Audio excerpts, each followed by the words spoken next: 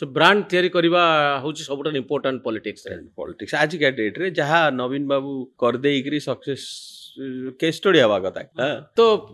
election परे मध्य तांकर लोकप्रियता अछि अच्छी जीव केमती एते टका खर्च होइछि आपण काली लक्स साबुन यूज करथिले आ कोन संग संग भूल जिवे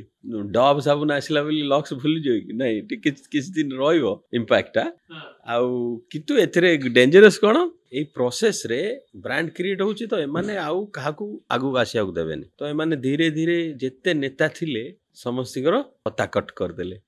तो आउ आंकर सेकंड जनरेशन गोटे ब्रांड रहइबो गोटे ब्रांड मोनोपोली ब्रांड हां सेकंड जनरेशन रहिलानी हां तो एबे नवीन पट ब्रांड कंपटीशन भी हलानी ना ना दी प्रकार तीन प्रकार ब्रांड रहिबे पॉलिटिकल ब्रांड सेटा भी हलानी केही रहिलेनी हां नले एते बड़ बड़ नेता तो आपण एटा मार्केटिंग एंगल नु एनालिसिस करछन एकदम एटा ट्रू एटा ही स्ट्रेटजी मु एते वर्ष एई जिंस करछि साइकोलॉजिकली गोटे लोक को हाउ माने केमती निज पे बांधिबो कि निज प्रोडक्ट किनिबो से बारंबार तार सब साइकोलॉजिकली स्टडी करके हम ए सब बुद्धि पकाओ माने एटा पॉलिटिक्स रे करछंती